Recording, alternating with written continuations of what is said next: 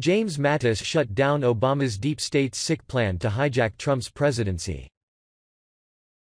Ever since Donald Trump declared himself a candidate for president, the deep state has been gunning for him. Rogue agents in the CIA and FBI set in motion a conspiracy to destroy Trump.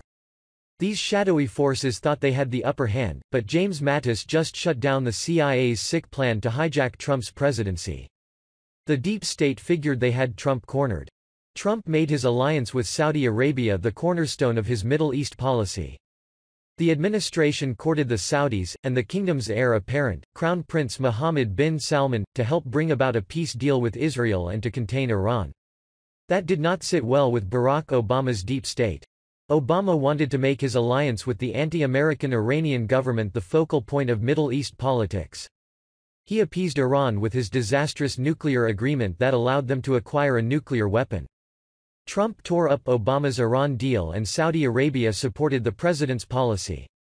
So sinister forces within the U.S. government retreated to their dark corners of power and plotted their revenge. They seized their moment when Saudi journalist Jamal Khashoggi walked into the Saudi consulate in Turkey under the impression he was to pick up papers for his impending marriage. He was killed by 17 Saudi agents. Khashoggi had been a critic of the Crown Prince and also a one-time member of the Muslim Brotherhood terrorist organization. He was also a contributor to The Washington Post. The Obama deep state echo chamber sprang into action.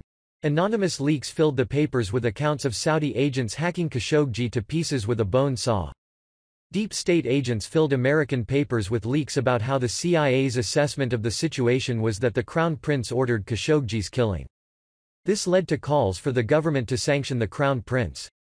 Former Obama CIA Director John Brennan led the public charge. Brennan was one of the architects of using the fake news Christopher Steele Russia dossier to frame Trump for colluding with the Russians. He pounced on this opportunity to undermine Trump's foreign policy. Brennan tweeted, "Since Mr. Trump excels in dishonesty, it is now up to members of Congress to obtain declassify the CIA findings on Jamal Khashoggis' death.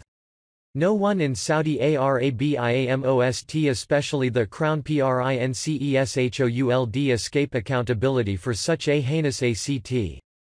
But that would be disastrous." Trump pointed out in an interview with The Washington Post that punishing the Crown Prince could push Saudi Arabia into the arms of China and Russia. "We have an ally that's investing billions and billions of dollars in our country.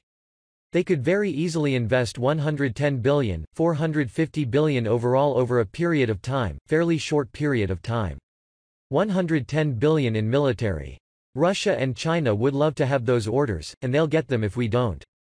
They'll have no choice, but they'll get them if we don't.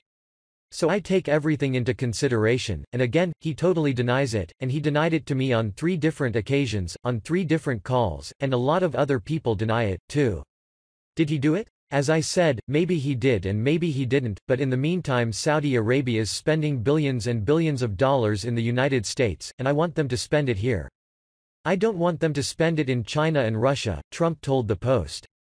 Trump explained in realpolitik terms why the Saudi alliance was in America's interest. Secretary of Defense James Mattis and Secretary of State Mike Pompeo then executed the second prong of Trump's plan to get his foreign policy back on track. And they shut down the deep state's leak campaign by telling the truth.